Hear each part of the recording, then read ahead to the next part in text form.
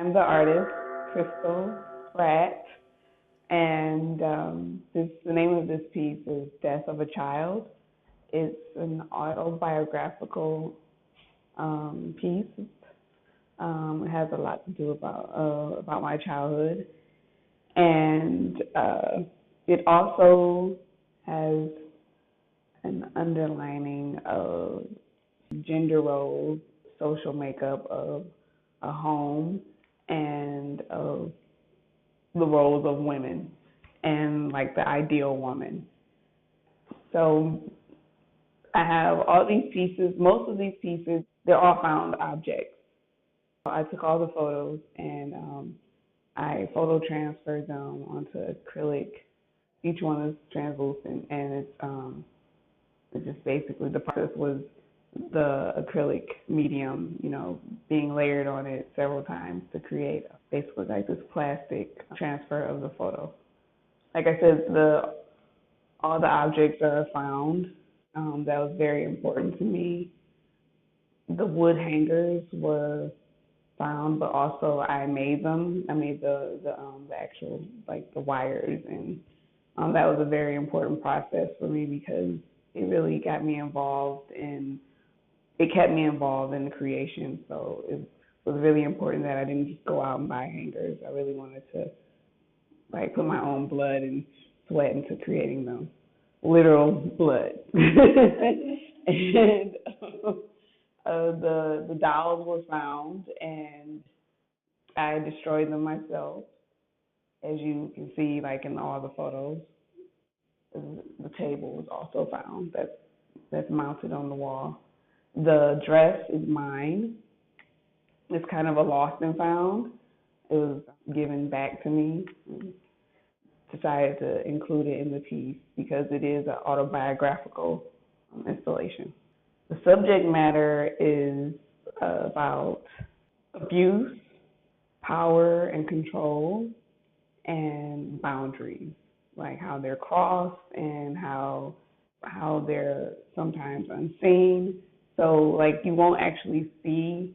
There's like one picture in here on the photo transfer that actually kind of displays those boundaries being crossed, but it's really just implied how the viewer comes into the space and they have to decide whether they can like either walk on the path that is like lifted from the floor, or if they can sit, or if they're allowed to pick up the book, if they're allowed to pull back the curtain. So it's like always these questions of like, can I do this, and may I do this, or am I allowed?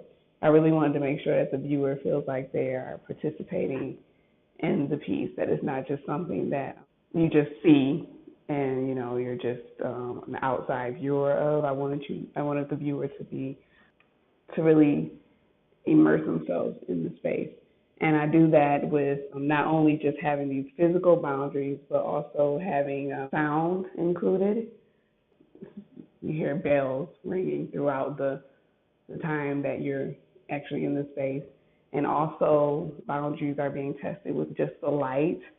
And then the space itself, because it's small.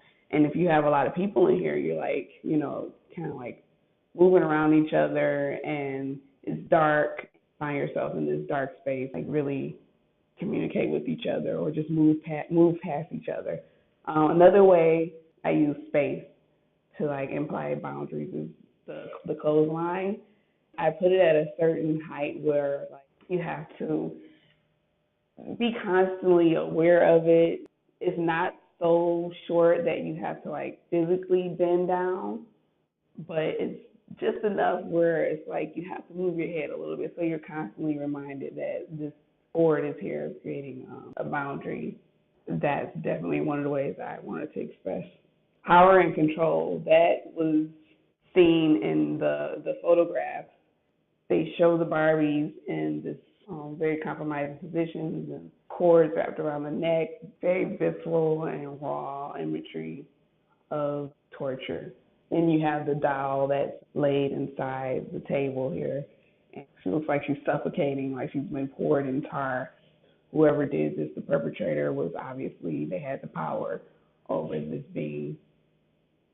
These things were all very important to me because I wanted to be able to put the viewer in a place of feeling powerless and like a child.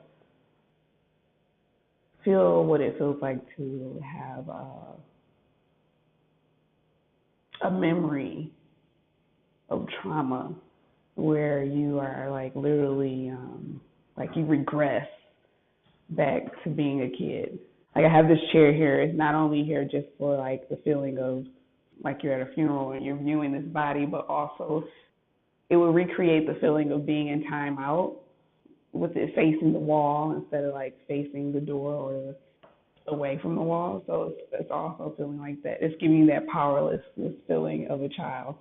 With the lighting, I wanted to play with scale. The shadow is on the wall, and you see the chair, and it's distorted. But then once the viewer sits down, once again, they're interactive in this piece. So when they sit down, they're smaller. And then if they're with someone, that person appears bigger in the shadows. The scale of the shadows are also recreating that child and adult feeling and that powerlessness that you have as a kid. Now, the lights are on, so you can really see what the colors are in the room. I picked yellow paint because I like the cheeriness of it. Plus, it also is the callback to my past. I had yellow paint on my walls when I was a kid. So I wanted to bring that back. I also like the color because it's happy. It's giving you this feeling of positivity. You also have these spots of red that can mean, blood or can be menacing. It's also very vibrant. I wanted them to be bold colors, but they're contrasting each other in the emotional value.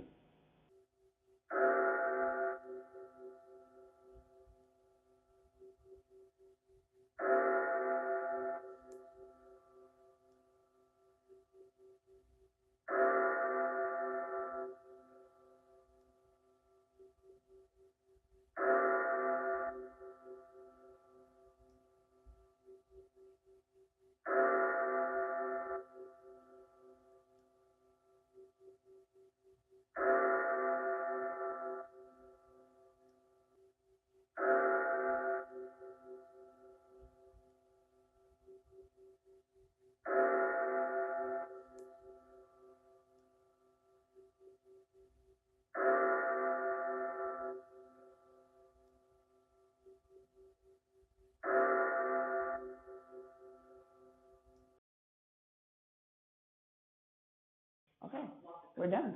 Okay.